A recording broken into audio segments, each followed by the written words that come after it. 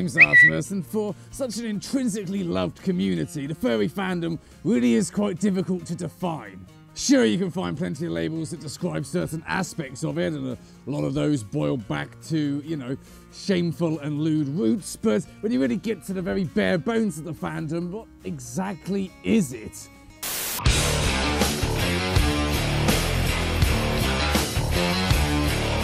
Now, first off, we should probably remember that we are discussing something that largely exists on the internet, so there's never going to be a general consensus of everybody agreeing with one viewpoint, and hell, I've probably offended somebody already by just raising the question, but fuck it, that's literally unavoidable.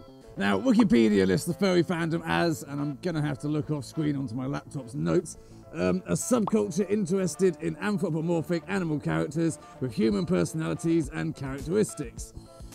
So, yeah, there's that, and that gives a general overview of exactly what it is, but that doesn't really do a good job of defining what it is to individuals and what we actually find the furry fandom to be. I mean, hell, there's so many different varied aspects to this thing that everybody enjoys that it's almost like an umbrella term for so many other things. So in my journey to try and nail down exactly what the furry fandom is and get a decent, definite overview of it, I reached out to a few people, you know, patrons, and got their view on the whole matter, and one thing that surprised me, although I suppose it shouldn't, is that it is overall an incredibly positive thing that people enjoy as part of their lives, and that's actually pretty fucking awesome. I mean, there's so much horrible crap going on in the world and in the fandom as well, and it's really easy to get tunnel vision and just to view everything as just glitter-covered shit, and that there is no real good, nothing's really worth it. It can be hard to see the light when so much darkness takes center stage, but it is really nice to see that people can ignore that horrible crap, still get out of it what they love, and actually move past all the negative shit and find some special place here.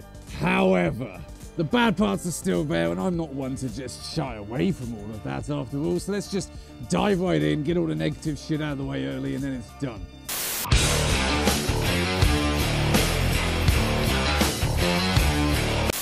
The fandom is a festering shithole that allows a safe hiding spot for the most vile and disgusting parts of humanity to come and hunt these innocent people within the fandom's walls for their sick perversions. It's a place where a cute fursuit and adorable art is enough to hide all manner of sins, and even if you are caught doing something abhorrent and disgusting, you can always rely on the naivety of your followers and fans to cover your ass every step of the way. Or maybe it's a fetish fueled by the great and bountiful industry that is carnal lust, where no kink or fetish is too far past the mark, and you can find disgusting erotic joy in literally anything and be totally justified doing it. Or maybe even it's an enabling cycle full of narcissistic pseudo-celebrities that rely on their army of yes-men to constantly massage their ego and kiss their ass to try and fill that gaping void in their soul with subs and likes, as if that's actually going to hide away from the crushing reality that is modern life. Right, now that we've spilled all that out, we can put the razor blades and My Chemical Romance CDs away and actually start to look at it in a more positive way. Of course, these are really nasty ways to look at something like this, right? Giving the fandom such a dark light like this really does not paint it for what it actually is to so many people. But here's the thing, the things that I've just said aren't exactly entirely false, and there is evidence to support each and every one of them, but the point is, they make up but a tiny, tiny fraction of what the entire thing is, and honestly, it doesn't really matter what group or fandom or community it is, you're always going to find shit like this that gets its dirty little claws festering straight into the whole thing and infecting it. Like, it's unavoidable when it hits a certain stage, let's be honest. I honestly think that it is massively important, vital, that you actually come to terms with these parts of the fandom. You accept that they're there, and you allow yourself to move onwards. You don't have to sit and wait for it as a nasty surprise, like, you know, that fire hydrant-sized butt plug hiding in your mum's closet.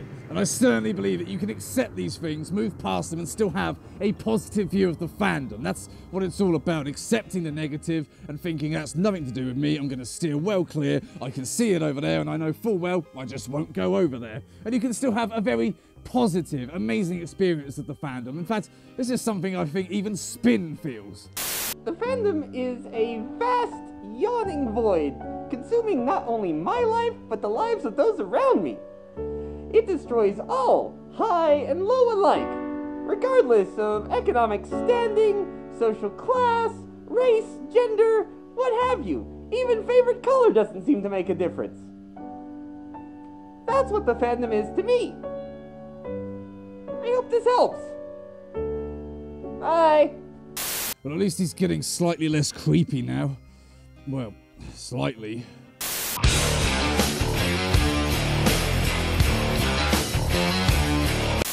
If there is one part of the furry fandom that is completely all-consuming and ties everybody together and we've all got a hand in, it's the creative side. I mean, we have to be one of the most artistically creative cultures out there. And Jesus, we've really turned art into an, art form. God, I was in trouble like 2 words into that. This is a place of true expression and freedom, where art styles and great stunning artists are in great abundance, and there's so much variety out there.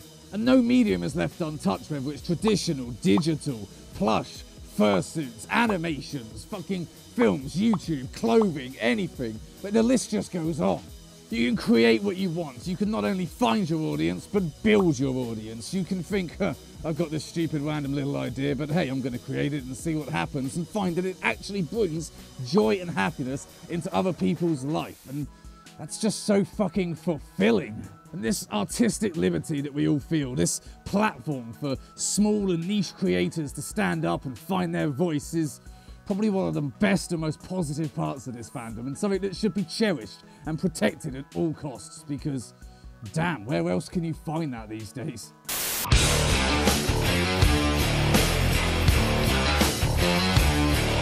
So as I said, in preparation for this video, I did reach out to a few people to see what exactly the fandom means to them. Now, honestly, I was expecting some very fluctuating answers. I was expecting some good, some bad, some weird, some lewd and disgusting. I was expecting, you know, a nice mixed bunch that I could scatter throughout the entire video and have a nice even spread. But unfortunately, you bastards are all so fucking positive and you love this place that I have to stick them all in this section instead. Although, being totally serious, it's actually kind of nice, considering the amount of drama that's been going on, the amount of nasty shit that's come to light, and all the fights that we're constantly seeing on Twitter. It's actually been quite nice to see that people still love this place. They still get what they need out of it, and they still find that they have a very homely, comfortable place here. That's sweet. It's lovely, really. So let's see what these people have to say. And for those that wrote in text comments, I got Aaron to do the fucking reading voice, because, well, I don't really want to make you sit and read a paragraph midway through my video, so you can listen to his stupid accent instead. So, should I say something other than pause?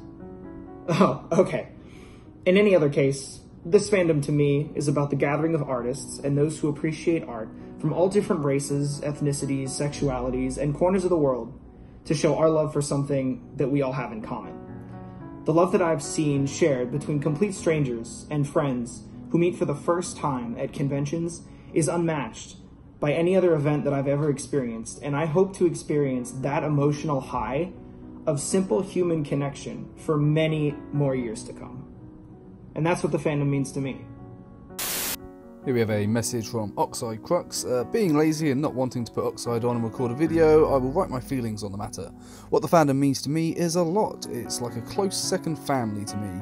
I don't think I have one friend that is normal. In fact, I didn't have but a few friends before joining the fandom when I was 14. Even though I feel it's become polluted with drama and politics, I hope to see the fandom grow and prosper. Also a big fan of you, Artemis. Thanks for the chance for you reading this in your video. Well, sorry Oxide, you got me to do it instead. Basically what the fandom means to me is being able to be myself in other places I can't. And yeah, that's really what it means to me, is basically an escape. Bye. And here we got another written comment, this time from Heathcliff Ekorre. I'd like to give a written summation of what the fandom means to me. Put simply, the fandom has allowed me to experience the realization of a childhood dream. I get to see, talk to, and hang out with talking animals. But more than that, I have discovered a group of people who are strange and like odd things just like me. In this fandom, I feel like I belong, all without being judged for being different. The fandom to me is, I guess, a family. It's not always a happy one, and maybe sometimes it's not really a healthy one, but there are aspects of it that are really wonderful. All around the world we gather together to celebrate our bonds and give to charity, and you meet all these creative and inspiring individuals who are happy to share their imagination and joy with you, which is pretty amazing. It's not perfect, but it's a space for us to grow and discover, And most importantly for me, it's a place where we're not ashamed that we're being a bit childish and having fun. The fandom means a lot to me in a personal way because it allowed me to reach out and meet people I never thought I'd connect strongly with. I have friends from like Massachusetts and from Texas and just everywhere. And going to conventions and stuff like that has allowed me to reach out and break out of my shell for being this shy, introverted person to be more open about myself. And that's what the fandom means to me, is being more open and meeting new people all over. As you can see, the overwhelming response here is a sense of family, of community, of belonging, of fitting right in and finding your place. This is a whole community where we all felt like outcasts at some point in our life, and we found this place, and suddenly we didn't feel that. We felt better. We felt like we'd finally found where we should be in life, and Christ, we all know exactly how fucking liberating that can feel. See, it doesn't matter how fucking weird we think we are, or how weird society thinks we are, or how much we stick out from the crowd down in the fucking towns, because we can find a home here. We can find our place here, and we can say, fuck it. I don't give a shit if I like to collect hundreds of slippers, because, goddamn, I can find a place where that's totally fine and cool. Like, why would you want to be a part of the real world if you don't fit in there, especially when you know this place exists?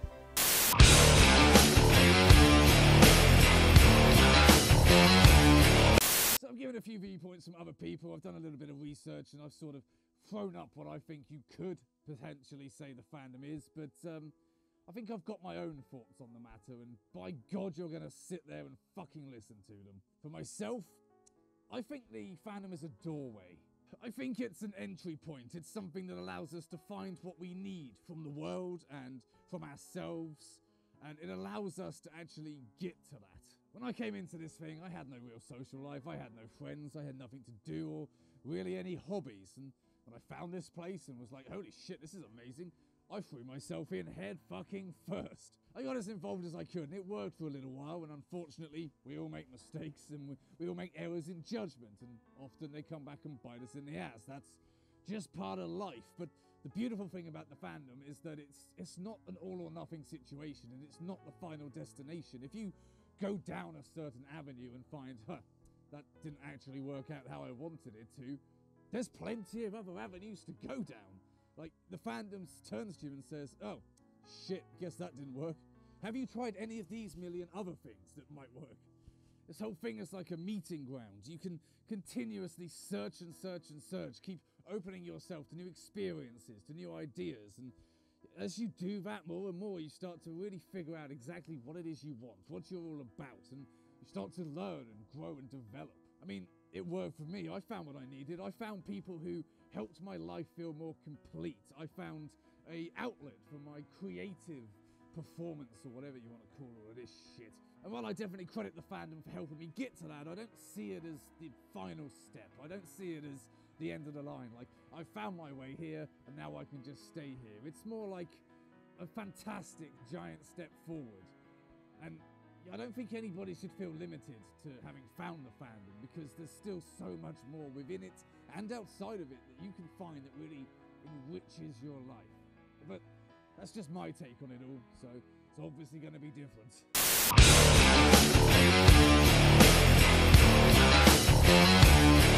So to sum things up nice and tidily, and hopefully, you know, try and get some general idea, I think what the fandom is doesn't actually fucking matter. I think if, say for instance, there was 1 million people in the furry fandom, that just means that there's 1 million different definitions for what the furry fandom is, because honestly, it's a personal experience. It's something that we all come into on our own terms, with our own history, and we make it for ourselves. And that's not to say that if the bad shit happens, it's our fault, but your experience of the fandom all depends on what you open yourself up to and what you decide you want to get out of it. So if you decide that you want to come in here and be lewd as fuck, then that's what the fandom's going to be for you. And that's fine, that is A-okay.